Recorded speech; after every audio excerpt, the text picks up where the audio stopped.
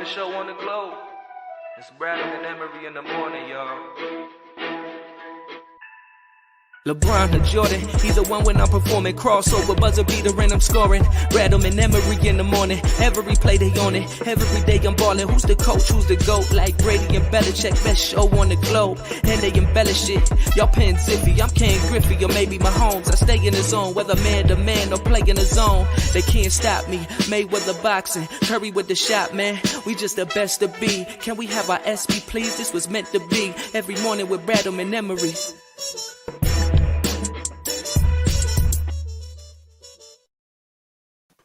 Yes, sir. You know the vibes. Brian in the morning. Marques, Brian, Justin, Emery. Yo, yo. Happy New Year. We back 2022. Yes, back at it again. Deuce. Back like we left something. See, I much prefer the phrase back like I never left. There you go. Rather than it like we left something, because as someone who routinely forgets things somewhere, I don't want to be leaving anything anywhere. What a couple of weeks in the land of the Philadelphia Eagles. I mean, it's so we our last show was the Monday before the Washington football team game. It was they were playing them Tuesday, and so much has happened that we need to touch upon. It's a lot, as we say, it's a lot to unpack. Well, we're gonna unpack it. We got time to do that. We got time today. There we got approximately an hour and 56 minutes, so let's make it happen. Yeah, so first thing, I mean, they clinched the playoff spot last night, which is it's still hard for me to fathom that this team that started off the way they started off 2-5 is now guaranteed a playoff berth. And that's a lot to wrap your head around alone. And they guaranteed themselves a winning record. Yep. And you know, listen, again, I mean, this is not new to people, but as usual, we were light years ahead of everyone else. If you go back to listen to our shows in March, April, we tried to tell you guys they were going to be much better than people thought they were going to be. Fact. I myself didn't guarantee a playoff spot, but I also thought that they would be very competitive in December. And honestly, that 11 wins is not looking that crazy anymore. I was anymore. about to say, I killed you for the 11 wins. Yeah, it's not looking that wild anymore. And at the time when I killed you, it was justified. Yeah. But, I mean, you're still not going to get to 11, but, I mean, you could get to 10. You could get 10. And, you know, it's a testament to – I mean, I give Nick Sirianni all the credit in the world for this. Yeah. I hold him number one responsible for this resurgence. I can't say enough how impressive it is to have a team. You want to do one thing with the team, and you see the things that you want to do and how you envisioned. Realize that's not working, and rip everything up and say, okay, we're going to do it this way. That's a superpower. And it got me thinking a little bit yesterday because I was, you know, thinking a lot about Sirianni, of course, and the idea of him being so good at adjusting. Because listen, right. The Eagles, we go yesterday. The Eagles they don't start great. They don't. They're not a good starting football team at all. However, I don't understand why. They close and they adjust. And you know, you go back and I'm going to ask a question right off the bat because I think of Andy Reid, right? Andy Reid may be the greatest script coach in the history of the NFL. Like, Andy Reid comes prepared, notes and glasses every week. Yes, his 15 script, and he did it. It happened yesterday too. Yesterday, the Chiefs get off to an incredible start. They put up 28 points in the first half and scored 3 in the second half. Why? Because Andy Reid, his Achilles heel is he's never been able really to adjust very well. He hasn't. He doesn't adjust hardly ever. And Nick Sirianni has proven to be a superpower. Like, he is great at adjustment. Some of it, though, is that I feel like it's also a age / generational thing because most of the older coaches can't adapt or change. Yes. Whereas the younger coaches are like, all right, if I don't figure this out, I'm not going to have a job in 3 years, 2 years.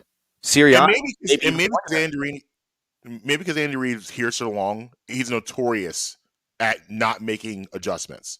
And I look at him and I think about that because again, that killed him yesterday. He couldn't adjust. The other team figures out what you're doing.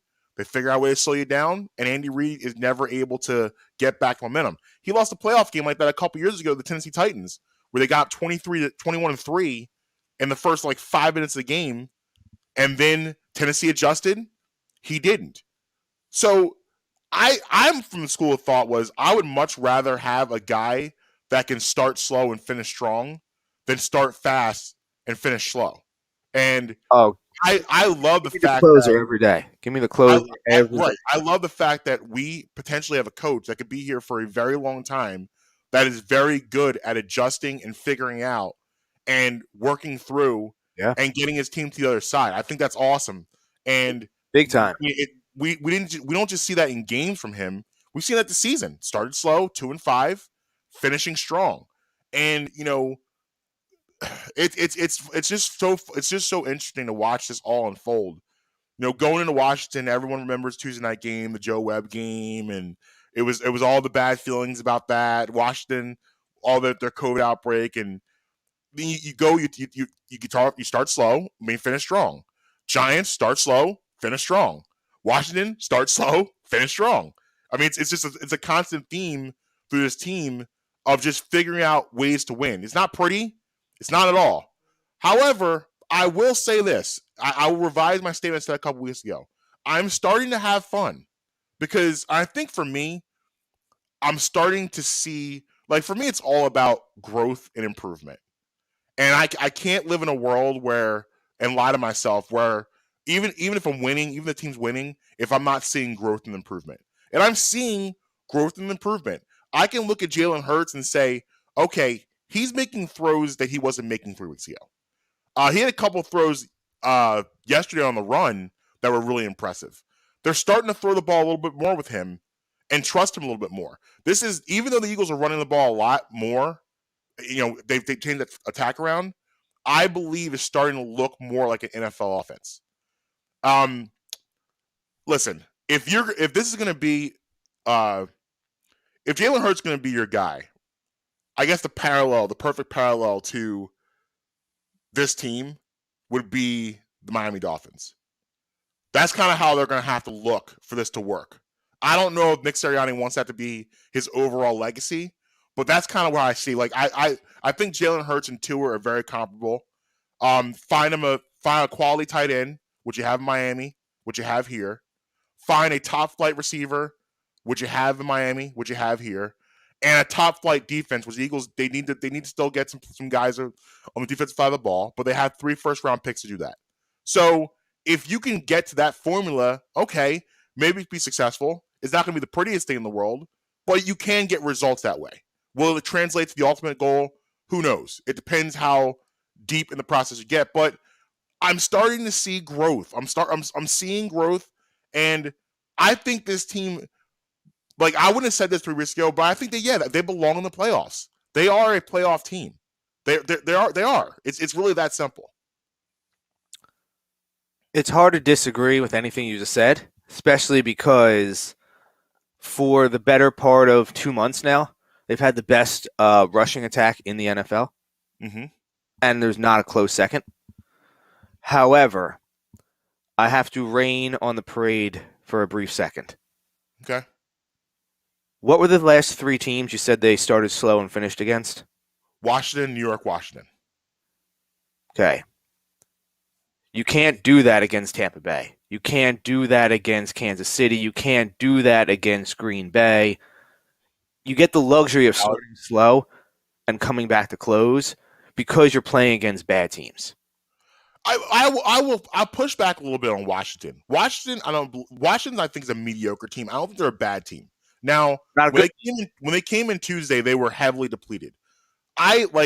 So when they played the Cowboys last Sunday, I think anyone and their mom could have predicted this Cowboys just wiping the floor with them based on them going in there on a Sunday Night Football, the Cowboys being bloodthirsty, right game. I have to atone for something bad I did that game. So I had a nice parlay going, Mm-hmm. and I only needed Dallas to close it out, to finish it. And for some reason, I didn't pay attention, and I accidentally picked Washington. Oh, I've been there. I got hit the wrong button when I was like filling it out. Yeah, I've done. And then you're all excited, and you're watching. You go back and look at it. You're like, wait, what? Yeah, Yeah, so I've been there. I have to atone. That game was over in the first quarter. Yeah, I have to atone for that mistake that I made. But anyone could have seen that coming. And we were on the air last week, I would have came on the air and said that I thought Washington was going to play them close yesterday. Because for Washington, first of all, they were embarrassed Sunday night. Yes, there was a fight that broke out between their defensive linemen. Yeah, but that doesn't matter. But I'm saying still, it's embarrassing. You're getting killed. Your team is dysfunctional in the sense that there's a fight on the sidelines. That stuff happens all the time, but it's not a good look on Sunday Night Football with the world watching. Well, no, and you're losing 5,003-7. So, no, but the reason why I say that doesn't really matter is because of the two players that were involved in the fighting, Payne and Allen. I mean, those guys are essentially brothers. They were college roommates together at Alabama. They played their entire. They've known each other since they were 17 years old. That's not where I'm going with it. It's not the fact that it's more the fact of the morale of everything. Is like, listen, this Sunday is gonna be a rallying cry. It was their last. Like, they were on life support for the playoffs. However, they still had an outside shot. So you were gonna get their best shot yesterday. Yes. You were going to get everything they had, and they were going to get to yesterday. And the Heineken guy, he's trying to make himself anchored for the position that, give me the starting job. Don't go out and get somebody else. Right. They're back on a Sunday schedule. They're back on schedule again. They had a semi-normal week, as normal as you can have. Right. And so you knew you were getting, at least I did. I don't know why people were surprised it was going to be a tough game. It was going to be a tough game. You're going down there. They're at home again. Like I said, they're embarrassed. They're going to give you their best shot. And they did. But the Eagles stood up, took the punches, hung in there, and closed it out. Yeah. And that said something. Second half shutout. Second half. And that's another thing, too. Jonathan Gannon has, gotten a lot of criticism this year about the way he plays defense. And it alludes to my point of, a couple weeks ago I brought up, is it more important to be competitive, or do you want to be competitive the way you want to be competitive? Again, are you one of those people that wants to win the way you want to win? You want to see it done the way that whatever makes you happy. But I mean, the Eagles now, it's 5 straight games allowing fewer than 20 points and 300 total yards. Longest streak by Eagles since 1989. In 1989, that's for those of you who don't know, that's Reggie White, that's Clyde Simmons, that's Jerome Brown, that's Mike Pitts, that's Eric Allen, that's Wes Hopkins, the late great Andre Waters. That's those guys. Was Seth Joyner on that team? Seth Joyner, yep. I believe Byron Evans too. That's that squad. What year was that? Gang Green, 89. Yeah, I definitely did not watch those. Yes, that was like the beginning of me really getting into football. But that was the year I was born. So nice. That was those teams. That was those squads. So Gannon needs a little bit of credit too for the fact that, listen, at the end of the day, whether you like his schemes or not, he keeps teams out of the end zone. There was some Gannon hatred on the timeline yesterday that I didn't quite understand. I saw that too, and I didn't like it either. And it's listen, you're not. We said this also during the summer. You're not going to have Gannon around very long. You're just not. He's not going to be here very long. I mean, this could be a one and done. At the very least, a 2 and done. It will not be a one and done because of how bad he started. Yeah, but I mean, and he was. And Lombardi made a great point on his show this week in regards to. He made the point about Kellen Moore. He's the guy who's the offensive coordinator for Dallas, right? Mm-hmm. Okay, he made a great point about Kellen Moore that can really be. I know it's an offensive guy, but it can be applied to any assistant, coordinator that's about to become a head coach. Mm-hmm. He had one good year calling plays. Does that mean that he can run a whole football team? Yeah, I mean, I think one good year of calling plays, and it wasn't even a good year. It was a abysmal year. Are you still talking about Kellen Moore? No, now I'm talking about Gannon. I'm saying Okay. he went from having an abysmal year to turning it around to having a decent to good year that could have been down the tubes. That does Yeah, not but I mean, buy you, you you look at this roster, especially defensively. They got nothing. I mean, it's a good defensive line, but yeah, that back end, his but linebackers. that doesn't mean that he should be the head coach though in 1 year. Yeah, I mean, I don't. Like I said, the one and done thing is more likely no. But 2 years, he might be out of here after next year. And Kellen Moore, the thing about him is that people want to blame him for the implosion of that offense. I watched that entire game yesterday. I had a major betting interest in that game. Dak Prescott's missing throws all over the place. He's missing throws everywhere. I mean, it doesn't hurt that Michael Gallup got hurt again, and they're who I think is the real culprit with that offense. The guy behind Dak. Yeah, and that's another thing is Ezekiel Elliott. Done. Is he still Is he kind done? of treating him as a feature, and he's not a feature anymore. Tony Pollard's the best back on that team, and he's not getting treated like the feature. They're kind of splitting carries right now. But yeah, that's more like I look at that offense more on because Kellen Moore is still developing plays that are getting guys wide open. Dak missed a lot. Like I said, he missed a lot of throws yesterday.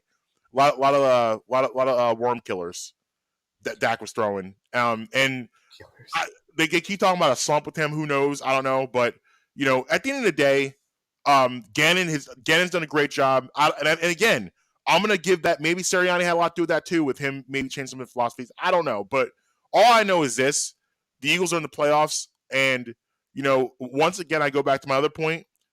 The Philadelphia Eagles fan base may be the most spoiled fan base in the history of sports. Look at you.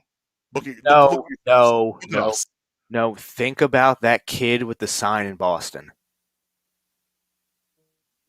I'm not familiar.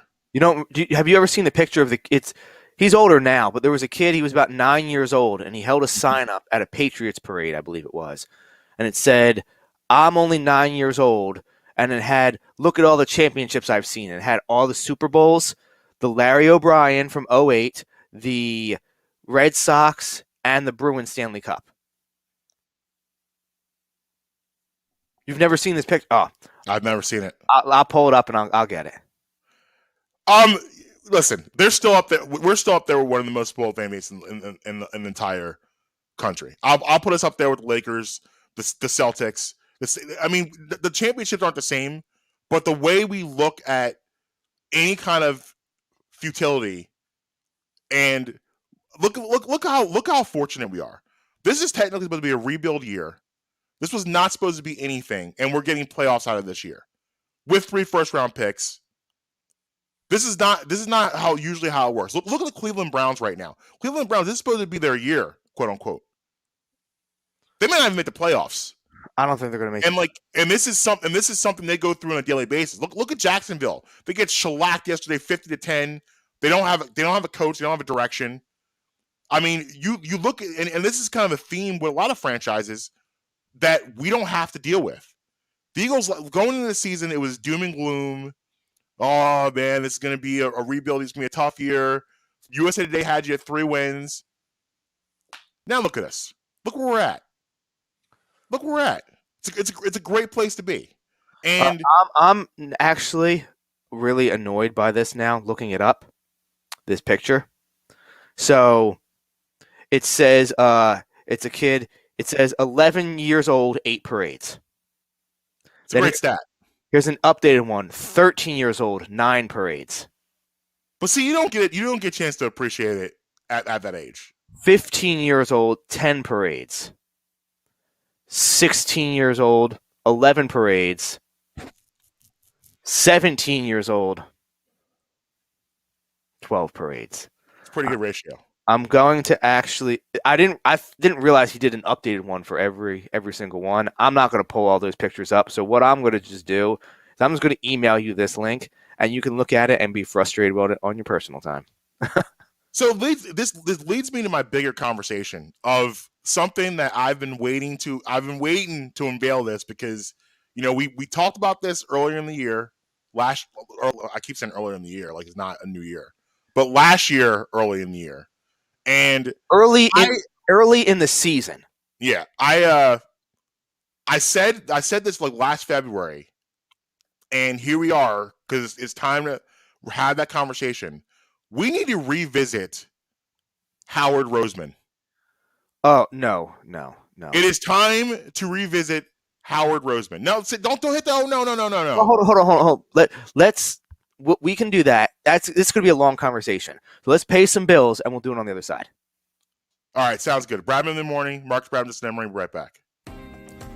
Looking for authentic Mexican food close to home? Great news. District Taco is just around the corner in Abington, Pennsylvania, and they'd love to fiesta with you. Offering delicious fish tacos, a California burrito stuffed with guac, steak, fries, and chipotle mayo, plus sweet, crispy churros. District Taco has it all. Try out the newest location and come back for more. Get 10% off your first in-app order with promo code BREMI10. Always fresh, always Mexican, District Taco. Hi, I'd like to talk to you guys today about my friends at Uncle Mike's Homemade Ice Cream. USA Today selected Uncle Mike's Homemade Ice Cream as the best ice cream parlor in Pennsylvania. Uncle Mike's is a family-owned and dedicated to the production of premium quality and gourmet ice cream and sorbet, made fresh daily on the premises using the highest quality ingredients available. Uncle Mike's features over 30 unique delicious flavors offered in scoops, sundaes, shakes, and special order ice cream cakes and pies. Uncle Mike's Homemade Ice Cream is located at 537 York Road in Warminster and is open all year round.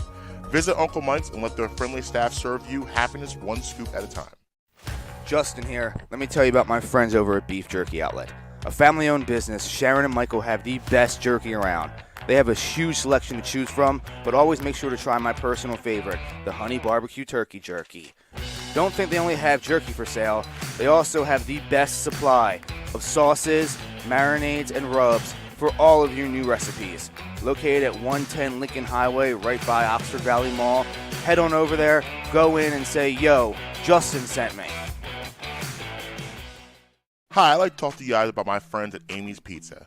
Amy has a plethora of pizzas for your munching pleasure, especially pizzas such as Hawaiian, Margarita, and Taco. Taco actually being my personal favorite. And also plenty more. If it's sandwiches you desire, they've got those too. Cheesesteaks, burgers, hoagies, even gyros. Amy's offers pickup and takeout options. Also, they're available on Grubhub. Amy's located at 332 York Road in the heart of Hatboro. You can call them today at 215-957-1000. Again, that's 215-957-1000. Every Friday, we're bringing you bits. But it's especially hilarious to me knowing what I've seen happen in McDonald's locations over the years. Hell, what I've done in McDonald's locations over the years. Hits. Always winterize your pipes. I think that is such a funny... And everything in between. See, it's the opposite. You don't see it, and he was totally about eating that baby. We are Twitty and the Brand. We're going to ruin something that you love. New episodes weekly on all your favorite podcast streamers.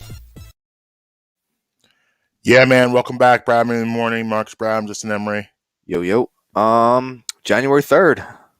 Quite a few facts for today. First facts of the new year, Marcus. So let's see what we got. In 1973, George Steinbrenner buys the New York Yankees. You know who he bought them from? I do not. CBS. Wow. CBS owned the Yankees before that, and Steinbrenner stepped in and bought it from the president and the whoever else represented the company, and bought it from them, changing the trajectory of the New York Yankees forever. Now they were the Yankees before that, but let's be honest, when Steinbrenner took over, it put them in a different stratosphere. Top 5 owner in sports history?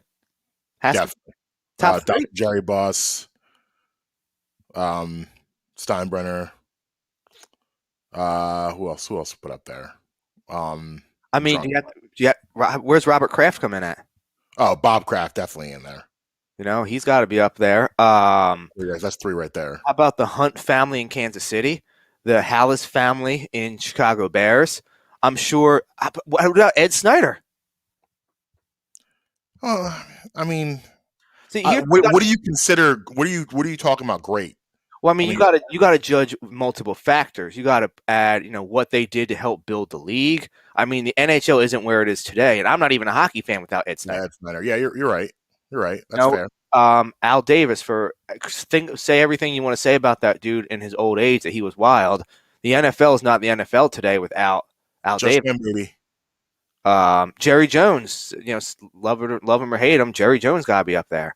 He's a top 10. Now that we went down a little rabbit hole for a minute,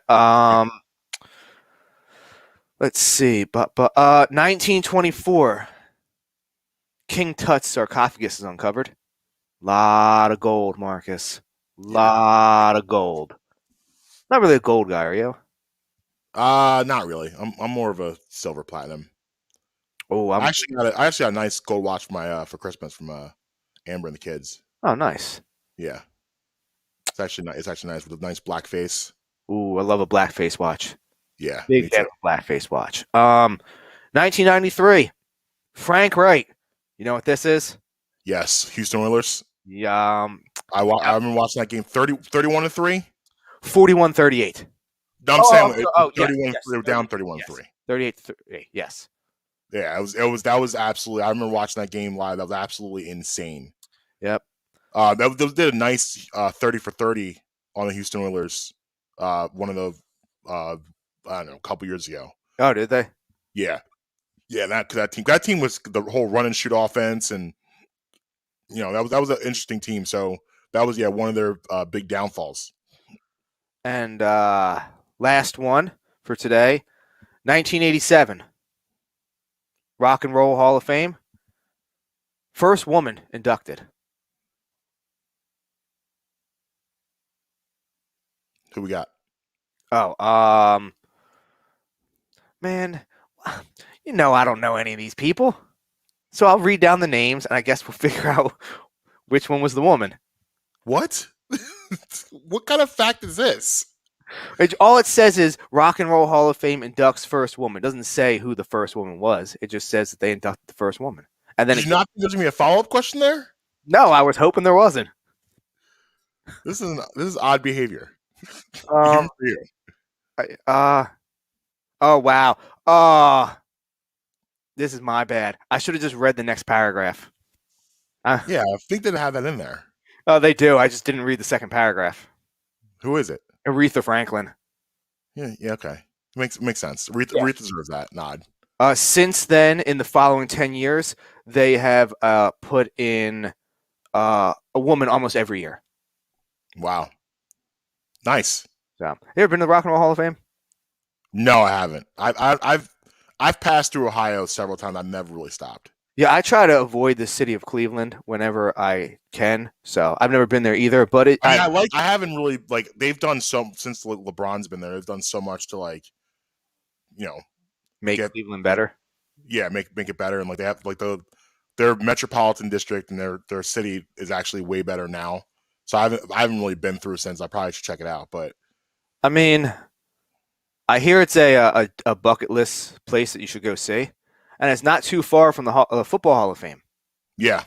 But it goes back to my previous sentiment that you just said. You just kind of try to pass through Ohio. Yeah, I usually just pass through, but yeah, it's definitely Rock and Roll Hall of Fame. Is definitely being a music guy myself. Yeah, I definitely like to get in there and see what that's about. Now, this might be a dumb question, but is there a hip hop Hall of Fame? No. They're not traditional. It's all under the Rock and Roll Hall of Fame. Oh, everything is definitely needs a change. There definitely should be a hip hop Hall of Fame. I'm sure in the next 5 to 10 years you'll probably see that pop up. But yeah, it's all under the Rock and Roll Hall of Fame. So you want to revisit the Weasel? Stop! Don't call him that. It's Howard Roseman. You've heard about his government name now. Howard Roseman. What kind of grown man goes by Howie? Puts Howard Roseman. I'm going full Howard today. Listen. Here's the deal. It's a complicated legacy because people get frustrated with him because there have been some missteps, and I'm not going to sit here and say there hasn't. However, I think this is a perfect day to acknowledge that his legacy isn't nearly as bad as people make it out to be. All right. Well, if this is what we're doing today, then we're doing it. So you can lay out your case, and I will address that. So, the floor is yours, my friend. So I mean, it's basically for me, it's simple. It's just the fact that you look at the past 8 years. I mean, I guess you say Chip Kelly had a lot of control in that 2013 to 2015 area, but you look at a lot of the things that he's done, and who else really can you point to more than success over the past couple years, the Super Bowl and this than Howie Roseman? I mean, you can't. You really can't. I mean, and it's still developing. It's still hard to. This isn't a finished product. It's still developing, but people paint him and act like he is the worst general manager to ever exist. People paint him in a light that no good has happened since Howie Roseman has been here, and it's just simply not true. It's just not true. And a lot of the reasons why this team is turned around productive are guys that Howie Roseman directly drafted. Again, am I saying there are missteps? Of course there are missteps. Of course there were things. Of course there was not drafting Justin Jefferson. Of course there was that. Of course there was the multiple head coaching blunders. But also there was Carson Wentz, who wasn't here for a long time, but he damn sure was here for a good time, because guess what? He's a big reason why you got a Super Bowl. He did bring Alshon Jeffrey in here in free agency. He did draft, a line. He did draft Jordan Mailata. He did, which was a big risk. And there are a bunch of guys in here that you're seeing that are productive, that are being productive on this team right now. Javon Hargraves, Milton Williams. There are guys here that he's drafted that are playing well. Guys he brought in, Vontae Maddox contributing. There are a bunch of guys here that still haven't, like, you got a quarterback in the second round that could potentially be your franchise quarterback. That's a big deal. And he needs to be given credit for those things. And this is why I was hesitant to just jump all over him last year, even though I was very frustrated by the way the organization was going. Who wouldn't be frustrated by the dumpster fire with the Philadelphia Eagles last year and the way that season ended with all the turmoil? But in a very short amount of time, he has managed to turn things around. 3 first-round picks next year. Who did that? Howie did that. Howard did that. 3 first-round picks with a team in the playoffs. It's unheard of. People don't do that. That the pick with Miami, the flipping Carson Wentz with that crazy salary and getting him to the Colts. All of these things are moves that he made to put this organization in a better spot. And I think when it's all said and done, because I believe after this year, he's submitted himself to be here for at least another 5 years, maybe longer than that. After what he's done and what he's accomplished, I think people will look back on his legacy very differently than they do in present time. I think this being such a spoiled fan base and such a reactionary fan base, everything that's happened, the negative, has always been like the end of the world when it comes to him, when it comes to anyone in his organization. But if you look at the totality of everything, this has been pretty good. He's directly responsible for giving this franchise something it never had, a Super Bowl. He did that. Deserves all the credit for that season. Everybody loved him that season, myself included. Everybody loved him the following. Remember, what was it? This is how we do it. Mm-hmm. There was a movement. That's my point, though. But that's my point, is that things started to turn, and a lot of that had to do, like, can we really fault him for Carson Wentz falling apart? Hold on, because it is. I don't think that they're winning because of him. I think that they're winning in spite of him. But these are his players. These are the people on the field. Like, how can you not give him credit? How about J.J. Whiteside? How's that second round pick? And Matt Collins. Let's add him to the list too. How about the first round pick on Jalen Reagor? You're right. I'm not arguing with you. How about not push back? Are we judging him only on this season, or do we get to include the whole totality? Everything. I want to include everything. Oh, how about that draft pick of Danny Watkins? That looks right. Nice. How about a second round pick on Jaquan Jarrett, the safety out of Temple, who I'm pretty sure collectively in his 3 seasons with the Eagles maybe have 1 tackle if he's lucky. But when you're at a place for such a long amount of time, you're gonna have missteps. Are you giving him credit for Jordan Mailata though? Yeah, he does. Jordan Mailata is a big deal. Yeah, but at the same time, drafting. what about in the same draft? What about wasting your first round pick on Andre Dillard? Andre Dillard's gonna be flipped for a pick, but he hasn't been yet. He hasn't been yet, but he will. He will. I mean, I don't know. Like, if you get a third rounder for Andre Dillard, is really that big of a deal? I mean, because you will. You're gonna get a third rounder for Andre Dillard. I don't know about that. I mean, I hope I'm wrong. I hope you're right. I'm really. My point is this: like the venom that's spit out about Howard Roseman is, to me, you have to have that same energy for the positives.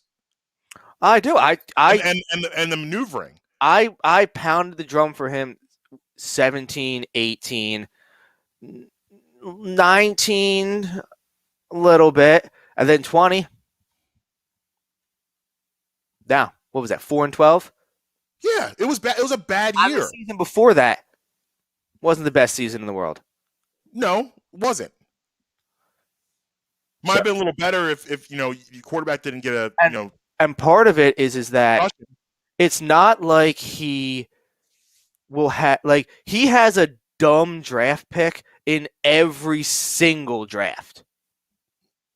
Like, it's not like he ever has a draft where you're like, okay, some of these picks turned out good, some of them, didn't pan out. There's every year he has a dumb draft pick. How did we have Donnell Pumphrey in one of the deepest running back drafts in recent memory? He drafted the only one that couldn't play. Like, literally, you could have drafted any other running back from that year. I mean, we can pull it up. Now, like you said, the Super Bowl year deserves it. Mm-hmm. The Jordan Mailata, absolutely deserves it. But you know who else deserves it? I'm forgetting his name right now, the offensive line coach. Jeff Allen. Yeah, he deserves all the credit in the world too for Jordan Mailata.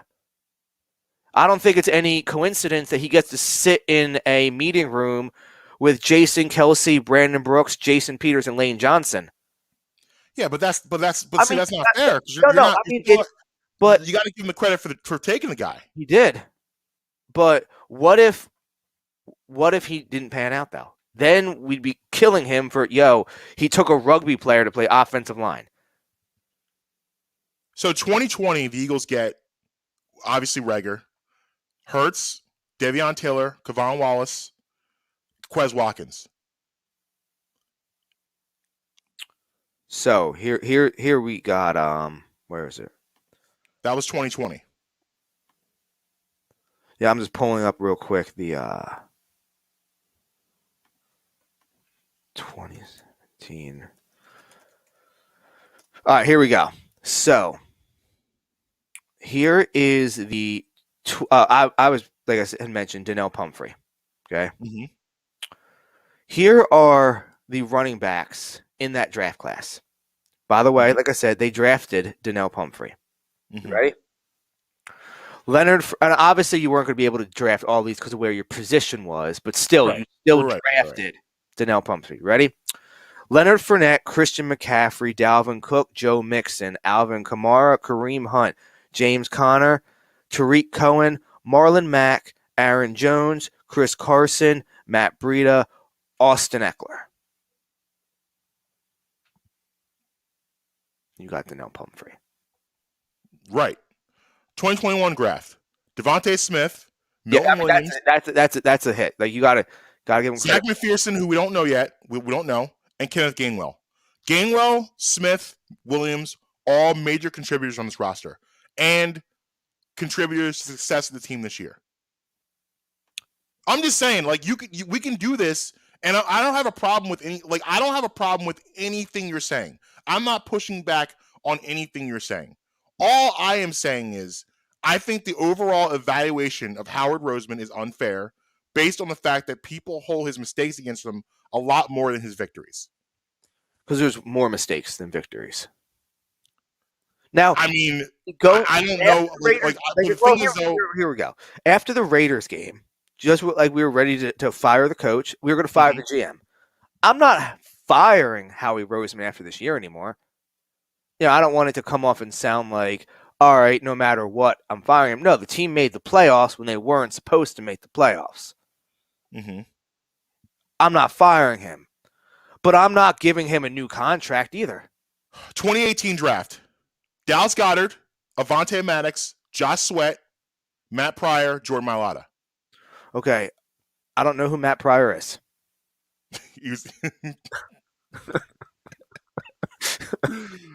the offensive lineman. Okay. But my point is, okay, I'll take him out. Dallas Goedert, Avonte Maddox, Josh Sweat, Jordan Mailata.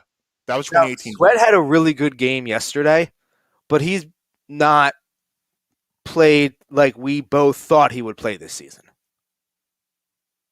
No, he hasn't had a Javon Hargraves year. No, and he's been a good rotational piece. Yeah, but you just gave him a brand new contract. True, but again, it's a brand new contract. I mean, it's the jury. Listen, look at Brandon Graham. Brandon Graham. Well, yeah, but I'm saying there's a lot like Dallas Goedert, obviously, stud. Avonte Maddox. I wouldn't say he's a stud, but he's definitely a starting slot corner in the NFL. Yes, Jordan Mailata. Yeah, I mean, machine. Yeah. So who was the other one? Matt Pryor. Yeah, I don't know who he is, so I can't.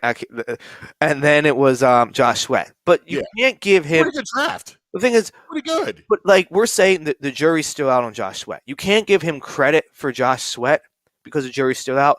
Just like you can't hold Josh Sweat against him because the jury's still out. Milton Williams, jury's still out. Can't give him credit. Can't not give him credit. I'm looking up who this Matt Pryor guy is now because now it's bothering. Okay. So here's a draft that everyone hates, and you guys, and everyone's right. 2017 was one of the worst drafts in the history of drafts. Derek Barnett, Sidney Jones, Rasul Douglas, who actually turned out to be a player for Green Bay. It didn't work out here. But, I mean, I guess you count him as a bust here because he didn't work out here. Matt Collins, Donald Pumphrey, Sheldon Gibson, Nathan Gary, Elijah Qualls.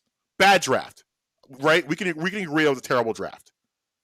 But that's the year that I think everyone really holds against him as the bad the bad draft. Yeah, can you read those again? It was Barnett, Sidney Jones. Who else? Barnett, Jones. I have to pull it back up. But Barnett, Jones. I'm pulling it up right now. Derek Barnett, Sidney Jones, Rasul Douglas, Matt Collins, Donald Pumphrey, Shelton Gibson, Nathan Gary, Elijah Qualls. Bad draft. Bad draft. No hits in there. Zero. All misses. All misses. No question. Well, that was 17. That was 17. Did we address 18 yet? Did we already look at 18? We did. 18 was a quality. 18, I think, was probably his best draft overall. Did we do 19? I go back to 16. The shining moment of 16 is Carson Wentz. Yeah, so you can't. You get that move that he made. The move he made to get Carson Wentz is that everything else. That changed. Yeah. How about 19? Did we get to 19? I did go 19, but I'll go to it again. Let me get back there. 19. That was a Dallas Goedert draft with Avonte Maddox, correct? That was Miles. You had Miles Sanders in 19. Yeah. Was that Dallas Goedert? I believe. Or was Goddard 18? Goddard was 18, I believe. Okay. That was Andre Dillard in 19 also. That was Ortega-Whiteside also, which is obviously bad. Here, I actually hold right here. I'll pull it up. So you went Dillard, Miles Sanders. Oh, what is happening? Dillard, Miles Sanders, Ortega-Whiteside, Sharif Miller, and Clayton Thorson. Not a good draft. Not great, no. Let's get up. I'm pulling up right now the 2020 draft. They had I gave it 2020. Oh, you gave it. Oh, the Jalen Reagor draft. Yes. Yes. But also you get Jalen Hurts, which the idea of drafting two franchise quarterbacks in 5 years and they both kind of pan out for you, it's kind of a big deal. Like you're getting a first. Like at the end of the day, you're getting a first. Like the Carson Wentz thing revisited. like as frustrated as we were, you're getting a first round pick for that situation, which is a big deal. Out of a guy who, for most of his career, the problem was he couldn't stay healthy. Yeah. And now you're getting a first round pick out of him. So that's a huge deal. And on top of that, you also may have drafted another franchise quarterback in the second round. That's a big deal. Oh, like I said, I'm not firing him after this year, but I'm not giving him a 5-year contract after this year either. And that's fine. I when I say revisit it, like I just feel that we are such a quick-tempered fan base, and we're very reactionary. And something bad happens, that means it has to be bad forever, and we can't go back and look at the whole totality. I'm just saying that people in 10 to 15 years may look at Howie Roseman's legacy a lot differently than it is in the snapshot of right now. If he drafts a wide receiver in the first round this year, I'm going to kick him in the neck. No, these. I mean, I think I look at these draft picks, and like it's obvious to me Jalen Hurts will be back next year. Like, how can you not bring him back now? You're kind of pigeonholed into having him next year, regardless. Right. So these 3 picks to me need to be defensive picks. Like I want to move one of them for a pick next year. Okay. Like, I want to move one to get a 2 first rounders next year. Okay. Just are you looking at that for a quarterback maybe? Just in general, like, I don't say hypothetically. Mm-hmm. You actually hit on all 3 of these picks. Mm-hmm. Do you want to have to pay in 4 years 3 max extensions at the same time on the same side of the ball? It's a lot. When probably, if Jalen Hurts pans out, he'll be under a long-term contract already. Yeah. So, I just want I'm pulling a Sam Hinkie right here. I want the optionality of next season. Especially because, let's be honest, we're now talking all 3 of these picks are going to be what? 15, 17, 22, something like that. We're now not looking at 3 picks in the top 10. Like that's out the window now. Real quick before we move on Roseman. This is something that happened over the break.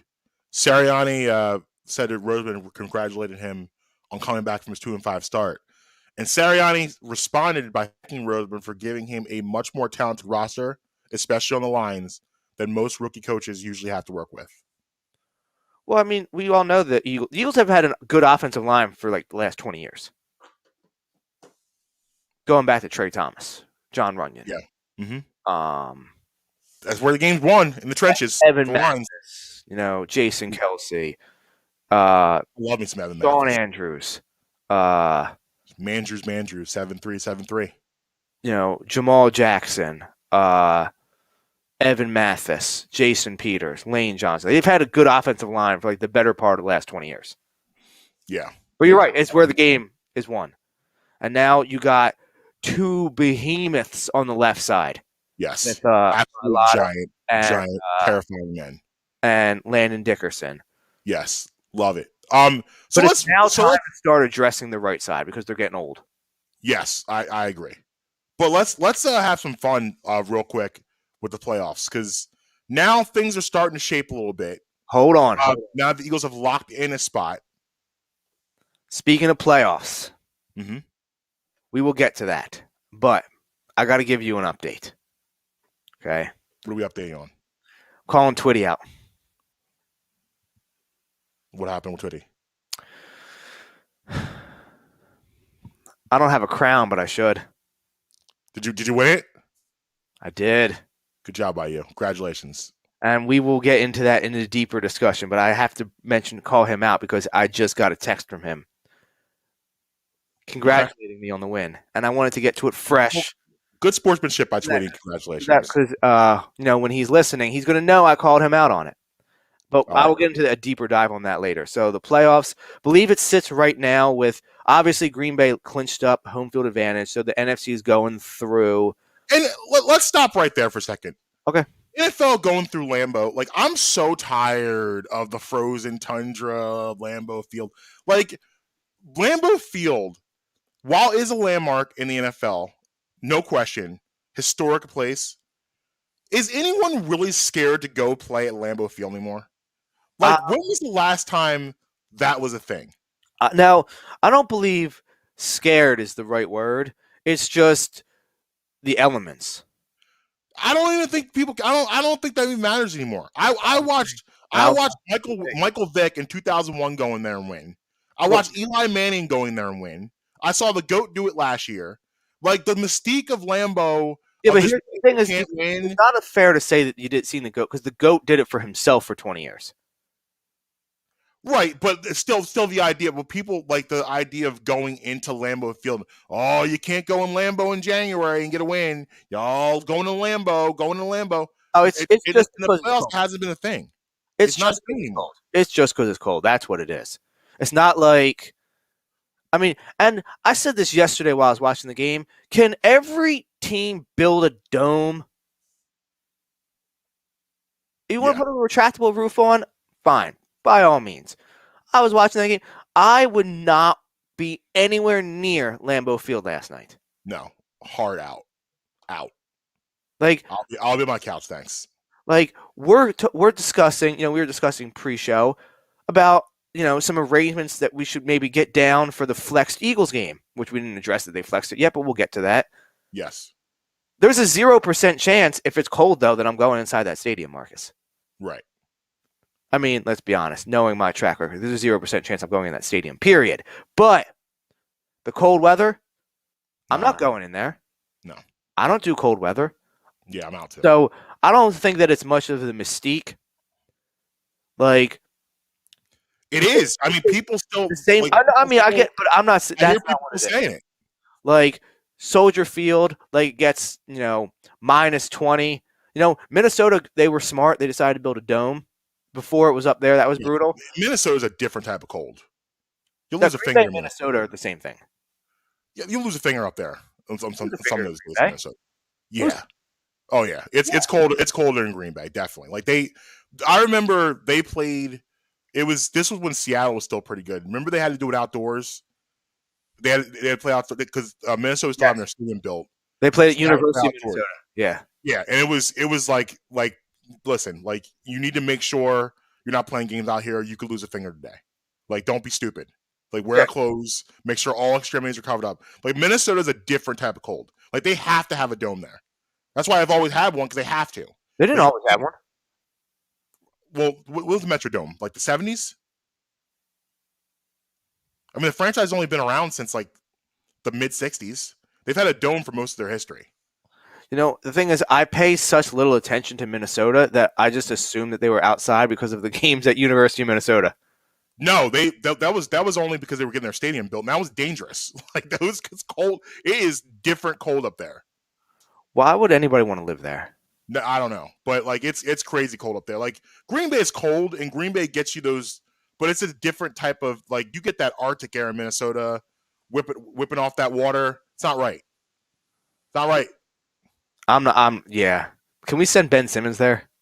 Yeah, I mean, well, that was actually funny. That was actually one of the spots that has been big time talked about him going to be funny in Minnesota with Maya Jama.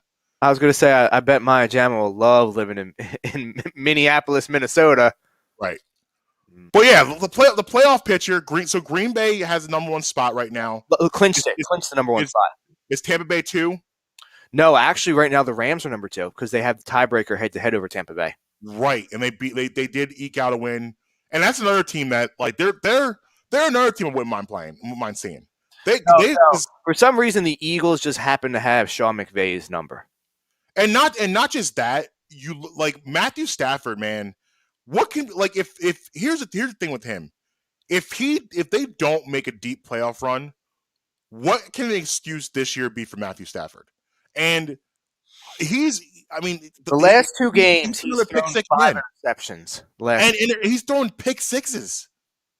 Like pick sixes. He threw another one yesterday. Remember when Matt Schaub threw a pick 6 3 games in a row? Yes. Is Stafford going to do that? I mean, he may. I mean, they're another team that's they look the part. They're not acting the part. No. Defensively, Tampa Bay's 3. So Tampa Bay's 3. Tampa Bay's 3, and Dallas is 4. Dallas is for Dallas, and we talked about them earlier. They're another team I wouldn't mind playing because they're leaking oil right now. 5 is Arizona. Dangerous. Those Cardinals are dangerous.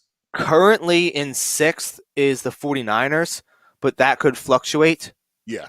The 7th, obviously, is the Eagles. Yeah, the Niners are the tiebreaker over the Eagles. Yes, but if the Niners lose and the Saints win next week, the Eagles will move to 6, and the Saints will move to 7, and the Niners will be out. So if the Eagles get to 6, then they would get the Bucks. Yes, if they stay at 7, they would play the Rams. Love it. Send me the sci-fi right now. So sci-fi. Send me there. Send me there right now. I'm in. I love that matchup for the Eagles. The Rams are but like I'm telling you right now, if the Eagles match up against the Rams, I may go Eagles money line. Because they'll be probably a 6 to 7 point dog. Maybe 5. I'd say probably like 5.5. I'm going Eagles money line. I'm taking them. I love that matchup for them. I love it. Because here's the deal, and here's another thing about Matthew Stafford is that this would only be his second playoff game, I believe. I think he got the playoffs like 2014. They lost one of the Cowboys' only playoff wins like in this century. That's I believe his only playoff game. I think he's been in one playoff game. That's it. They lost the Cowboys. 3 playoff appearances. 3? Yep. What? Yep. Who else did he play? Who else besides the Cowboys? Hold up, let me pull it up. Yeah, it said is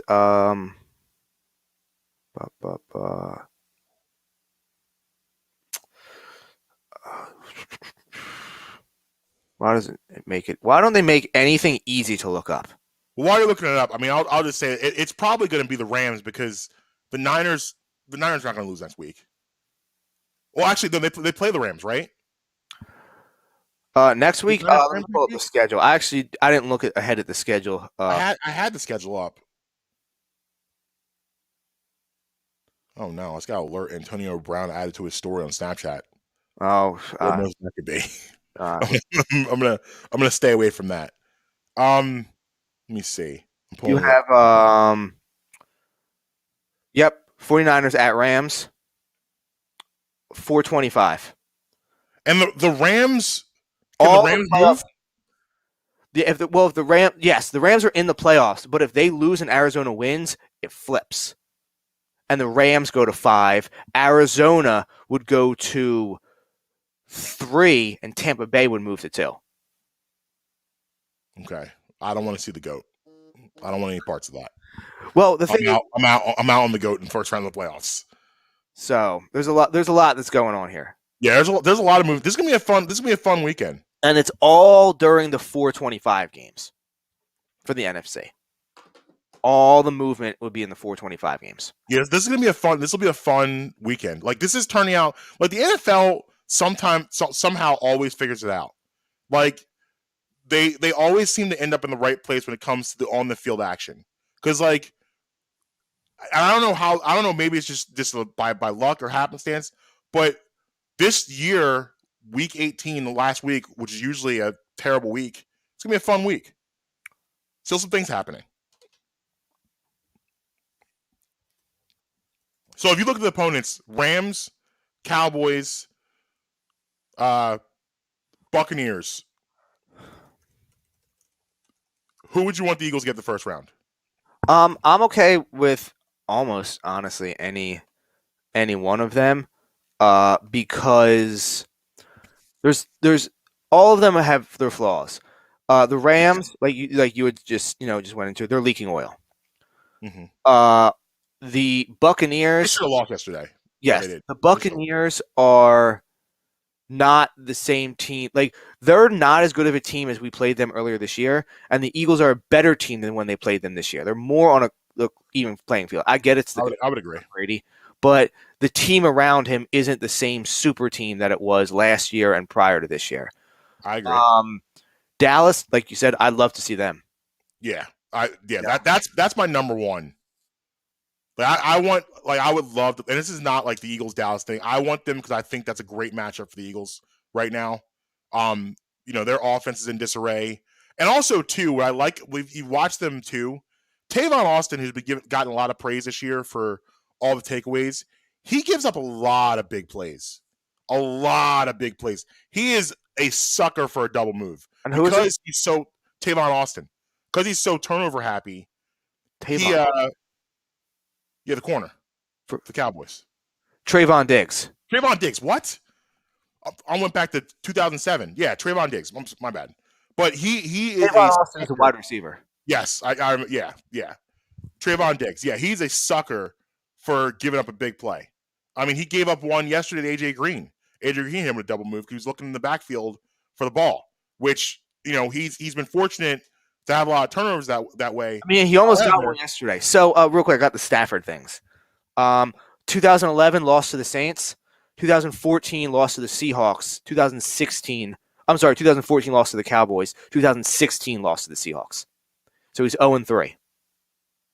Yeah, I don't remember 11 or 16 at all, but I remember 11 because they went down to the Superdome.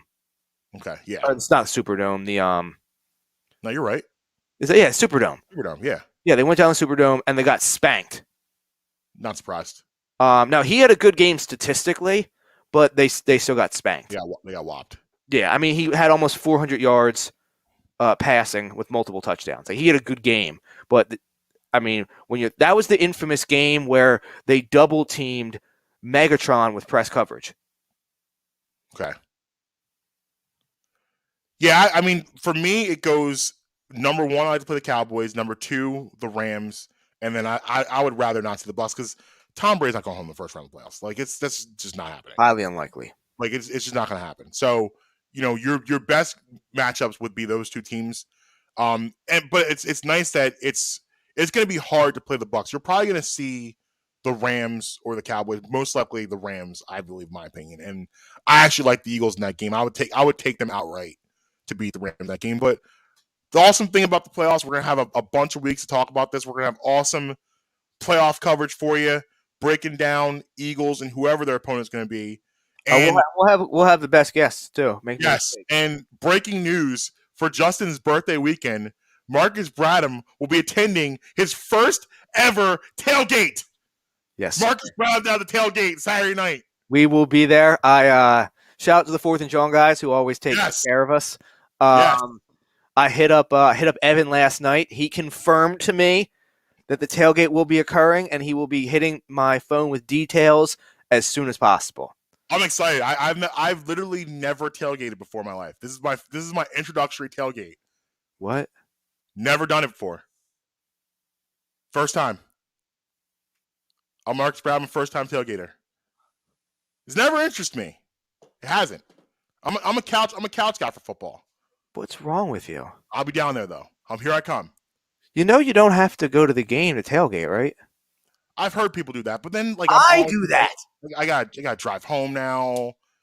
Yeah, I don't want to do all that. No, here's the move. Okay? I'm making it happen this week. Here's the move. Okay, you go to the tailgate.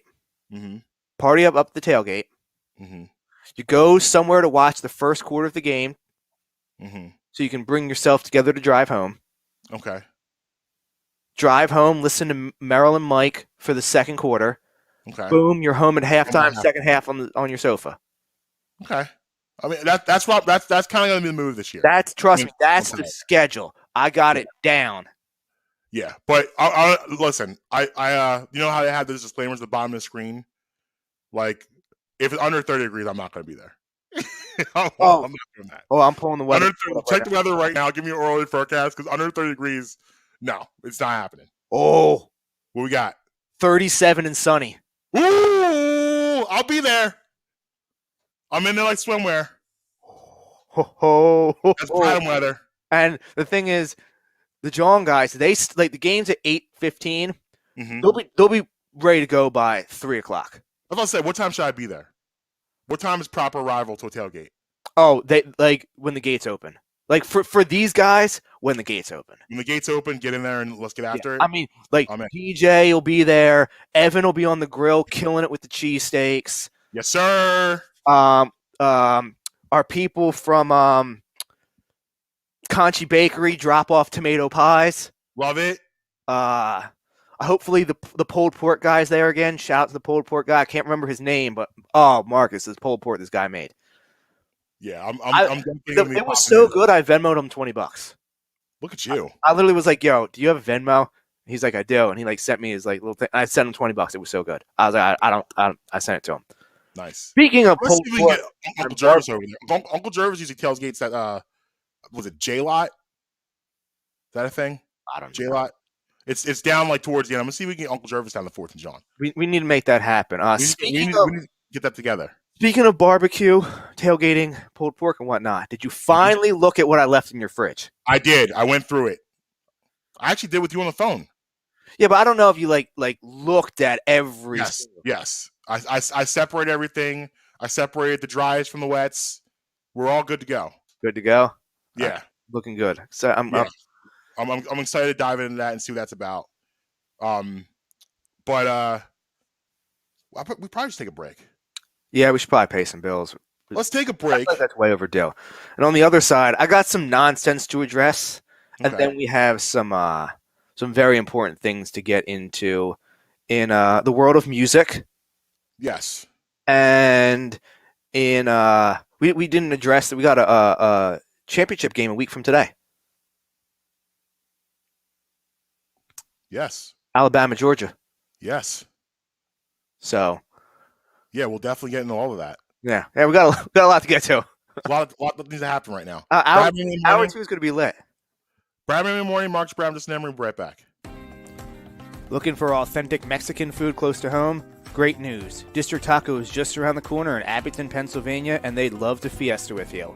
Offering delicious fish tacos, a California burrito stuffed with guac, steak, fries, and chipotle mayo, plus sweet, crispy churros. District Taco has it all. Try out the newest location and come back for more. Get 10% off your first in-app order with promo code BREMI10. Always fresh, always Mexican, District Taco. Hi, I'd like to talk to you guys today about my friends at Uncle Mike's Homemade Ice Cream. USA Today selected Uncle Mike's Homemade Ice Cream as the best ice cream parlor in Pennsylvania. Uncle Mike's is a family-owned and dedicated to the production of premium quality and gourmet ice cream and sorbet, made fresh daily on the premises using the highest quality ingredients available. Uncle Mike's features over 30 unique delicious flavors offered in scoops, sundaes, shakes, and special order ice cream cakes and pies. Uncle Mike's Homemade Ice Cream is located at 537 York Road in Warminster and is open all year round. Visit Uncle Mike's and let their friendly staff serve you happiness one scoop at a time. Justin here. Let me tell you about my friends over at Beef Jerky Outlet. A family-owned business, Sharon and Michael have the best jerky around. They have a huge selection to choose from, but always make sure to try my personal favorite, the Honey Barbecue Turkey Jerky. Don't think they only have jerky for sale. They also have the best supply of sauces, marinades, and rubs for all of your new recipes. Located at 110 Lincoln Highway, right by Oxford Valley Mall. Head on over there, go in and say, "Yo, Justin sent me." Hi, I'd like to talk to you guys about my friends at Amy's Pizza. Amy has a plethora of pizzas for your munching pleasure, especially pizzas such as Hawaiian, margarita, and taco. Taco actually being my personal favorite. And also plenty more. If it's sandwiches you desire, they've got those too. Cheesesteaks, burgers, hoagies, even gyros. Amy's offers pickup and takeout options. Also, they're available on Grubhub. Amy's located at 332 York Road in the heart of Hatboro.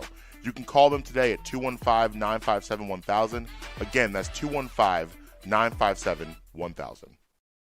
Every Friday, we're bringing you bits, but it's especially hilarious to me knowing what I've seen happen in McDonald's locations over the years. Hell, what I've done in McDonald's locations over the years. Hits. Always winterize your pipes. I think that is such a funny... And everything in between. Nah, Oh, see, it's the God. opposite. You don't see it, and he was totally about eating that baby. We are Twitty and the Brand. We're going to ruin something that you love. New episodes weekly on all your favorite podcast streamers. Bradman in the morning, Marques Brown, Justin Emery. Yo.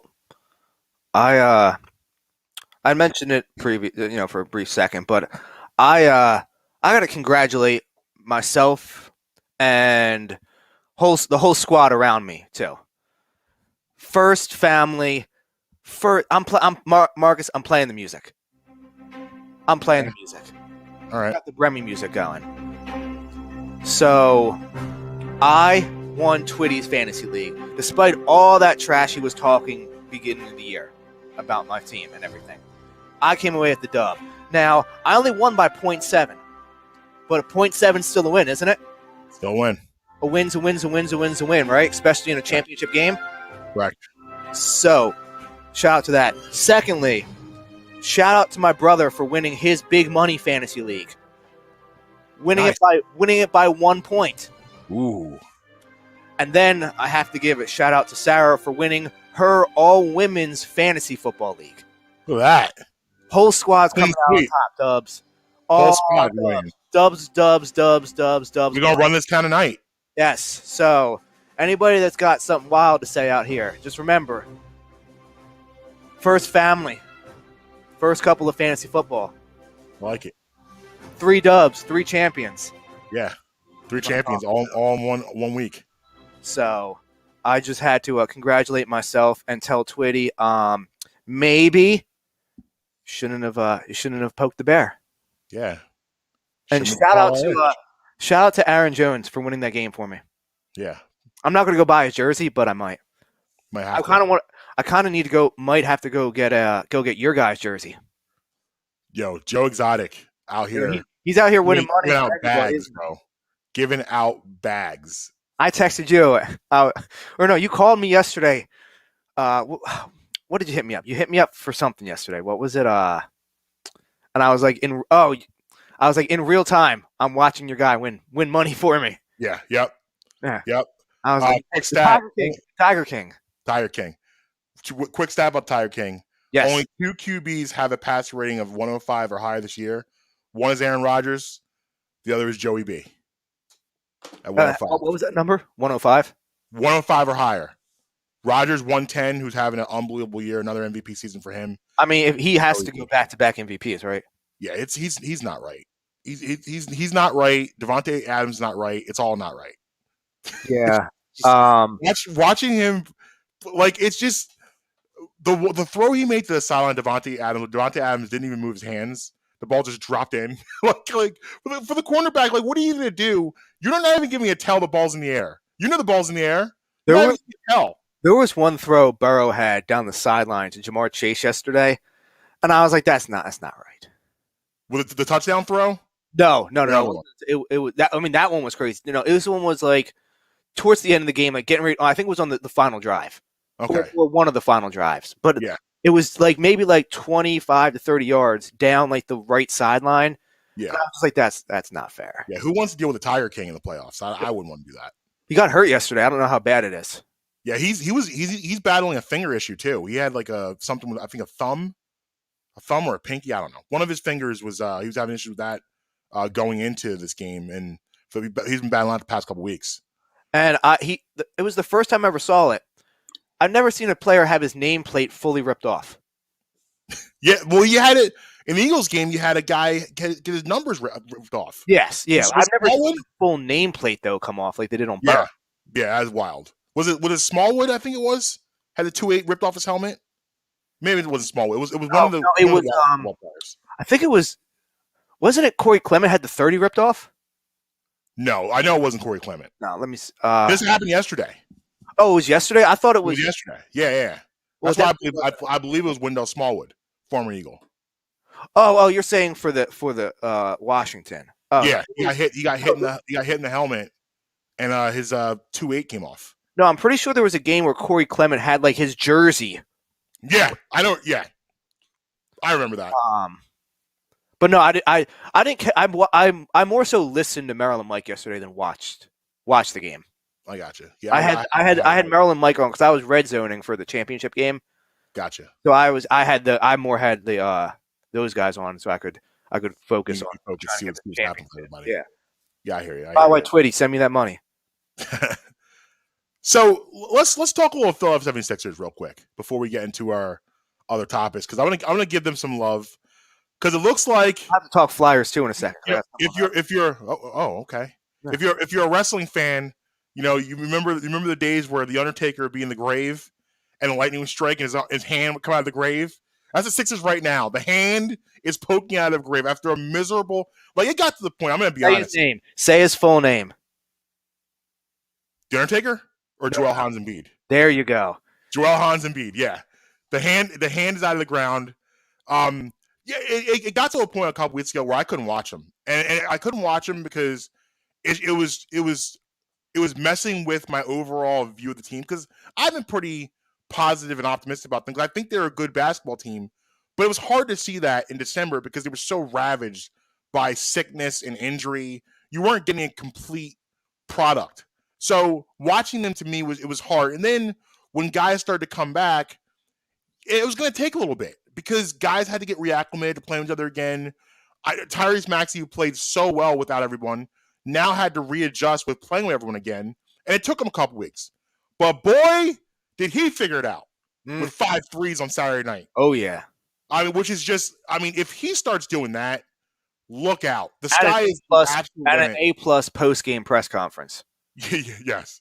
The sky is the absolute limit for this kid if he can figure out that shot. That's going to take him to a completely different level. So I'm really excited because, you know, I've been firm all year with them that this team can definitely make an Eastern Conference run.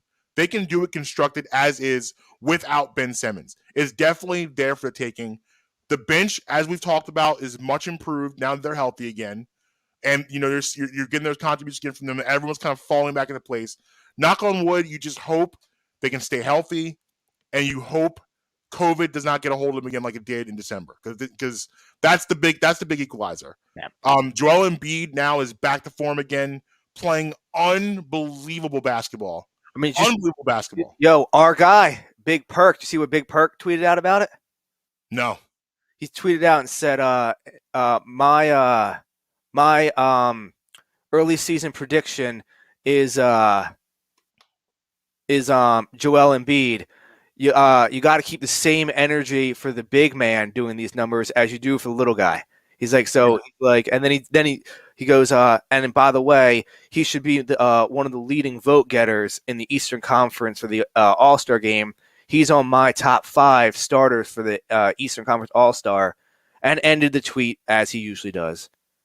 I'm all for it. Now carry on. I'm all for it. I'm in on everything he just said Big there. Perk, friend of the show. You know, I'm still not comfortable with Embiid being the closer. That's still something I'm struggling with. No, he can't can have be a big wrong. man close. That's how I feel. I don't like a back-to-basket guy being the closer. No, you're absolutely right. But I believe that Maxey can grow into that role if you allow him to. And I love the idea of Seth Curry, who I think another guy's taking a big leap this year, taking guys off the dribble and him being able to create his own spot. So you got 2 guys in Maxey and Curry that can work with Embiid at the end of games in ball screen action. Yes. That's what I want to see Embiid. If Embiid's going to close, he needs to be set up to close. Yes. I don't have a problem with him finishing the job. I don't want him starting it. I don't want him being a table setter. Yeah. I don't want him having the option to make plays for their guys, because that's not his strong suit, in my opinion. I agree. But you got to be excited. You got to be excited. Going into Brooklyn and beating that team, you know, who also playing really good basketball. James Harden has got himself in a decent shape, and he's playing really good basketball the past 2 weeks. Kevin Durant is Kevin Durant, the greatest scorer in the history of mankind. So his scoring is not right. It's not. He's like I said, he's the greatest scorer I've ever seen in my life. And that includes Steph. That includes Steph. That includes Michael. That includes Kobe. That includes Kareem. That includes your mama. Anybody you want to throw an occasion, it includes everybody. Like, he is the greatest scorer. I'll put it this way. The most effortless scorer I've ever seen. Probably the most efficient. Yes. Like, you can turn around and he goes 11 for 14 for 28 points. Because you know what he is? He's a more athletic Dirk Nowitzki. Yes. And that's scary. No one needs a more athletic Dirk Nowitzki. And that's what he is. So, like, his ability to get shots wherever he wants, you just can't do much about it. No, I thought Matisse Thybulle did as good a job as he can. He bothered him a lot in the first half. And in the third quarter, Durant went off for 14. It didn't matter. The only person who can really slow him down is 25. And that's just because of his size. Yes. He's really the only person. He's a great matchup. He's a great matchup for Durant. And Thybulle, like I said, I thought Thybulle did a pretty good job on him. The best he could do. but Durant's going to get his. That's just how it goes. But the Sixers still ended up pulling out the game. Better scorer than Melo? Yes. Oh, yeah. Any Melo. Hoodie Melo, Beanie Melo, whatever Melo you want to pick, he's a better scorer than all of them. Olympic Melo? Yes. All the Melos. All the Melos. Melo Yellow, whatever you want to do. No, all the Melos. He's the greatest scorer I've ever seen in my life personally. So yeah, I'm excited, man, because like, you know, we talk about all the time how hard this has been with all the nonsense, and I just hope there's a turning point to some joy when it comes to the Sixers, and I'm looking forward to the second half of this year and them hopefully making a run at this guy. I really think they can. I think in the Eastern Conference right now, I think the best team to me is the Bucks. I still take them over the Nets just for the Kyrie Irving factor of what that's going to be, and in the playoffs, them not be able to be full strength consistently. I love the Bulls, but the Bulls are not battle tested, so who knows about them? The Heat, they're a mess. They got figured out because of all their injuries and everything happened with them. So I can't really put them in right now. But the Sixers are in that mix. They're there. They compete with these teams right now, I believe. Yes, and that's with all things considered. That's a miracle they're a 6th seed. So they're going to make a run. They'll probably end up 3 or 4. Where's a good place to be for me? I'm okay with them being 3 or 4. You want home court in the first round. Yes, right. So you know, I think they're gonna surprise some people this year, and don't be surprised in the Eastern Conference Finals. Don't be surprised. I'll take it. But so while we're on break, Jay-Z, Sean Corey Carter was on Clubhouse on. Hold on. Let me give you the puck update. Okay. I teased it. I got to give the people their hockey. You know, they expect hockey from me. They don't, but all right. So apparently on Saturday night, the Flyers were going for a 8-game point streak. I just want everybody to know, I put the Flyers game on, put the sleep timer on, and fell asleep watching the Flyers before the game started. But it was on the TV while I slept, and that is my contribution to Flyers hockey. I don't know. Apparently they got smoked by the Kings, though. Because at one point in time, I saw somebody was like, I can't believe I bet on the Flyers to win, and they're down 6-3. And I was like, I don't know. Right. I was like, I don't know anything about hockey, but I know that doesn't sound very good. No, it doesn't. It doesn't sound that is your monthly Branham and Emery hockey update. Well, we appreciate your contributions. So Alicia Keys put out her album a couple weeks ago, and she was on Drink Champs podcast, which you got checked out. It's a great podcast. I heard she was an awesome guest on there. So in her promotion, she did like a little Clubhouse Twitter space type of deal, and had some of her friends on there. And Jay-Z's a very good friend of her and Swiss Beats. Mm-hmm. So he was on there and he was asked about verses, which I know so many people have wanted to get his opinion on it. Would he do it? What he thinks about it? He gave Jadakiss his flowers, as he should, and talked about how, you know, that was probably the performance of the year, which is correct. Talked about, you know, how cool verses has been, the concept, everything.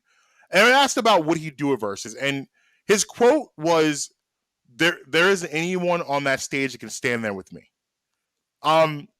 Which I don't have a problem with him saying. Right. I have no problem with him making that statement.